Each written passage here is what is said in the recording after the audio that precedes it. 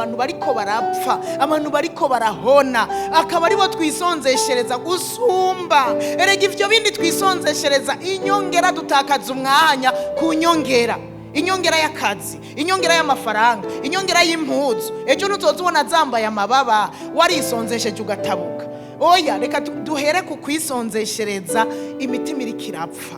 Nukuri twisonzeshereza bariko barahona, nakabuza Imana izoduhemba neza, izokiza, iguhemba imvutano, iguhemba ivyo kurya, ivyo kunywa, iguhemba ibikwiye vyose.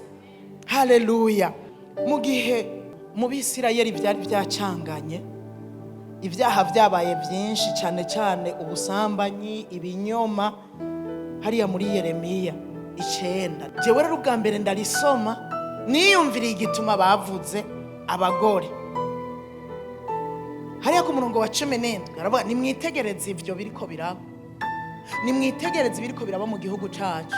Yongera ko ngo muhamagare abagore bazi kuvuza induru, utume ku bagore babizi cyane, kugira ngo baze banyaruke batangure kuborogera ivyacu, kugira ngo amaso yacu acunduguta amosozi, amazi yisuke ava mu bigohe vyacu.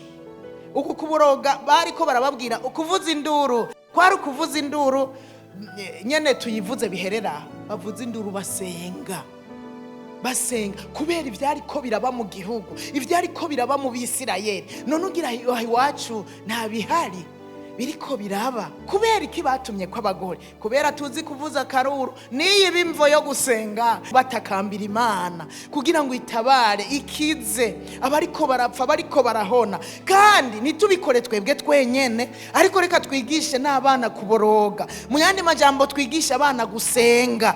Abakobwa bacu nitubareke tubigishe gusenga, hanyuma n'abejo bazoba abagore bahamagarirwa gusenga, barabimenyereye, barabitojwe, barabimenyereye. Turafise impamvu ngo urupfu rwuriye rurarengana ikare hariya indani, hariya hatakogwako, hanyuma rwuriye ngo ruraririka. Abana bari hanze, abana baruzu, abana bari hanze no kuvuga abari hanze y'inzu y'Imana barahari, dukwiye kuririra. Barahari babirimwo batabirimwo. Ndakunda kuvuga ababaye ivyangazi bari mu nzu y'Imana, hari abangarira mu nzu y'Imana bahari badahari.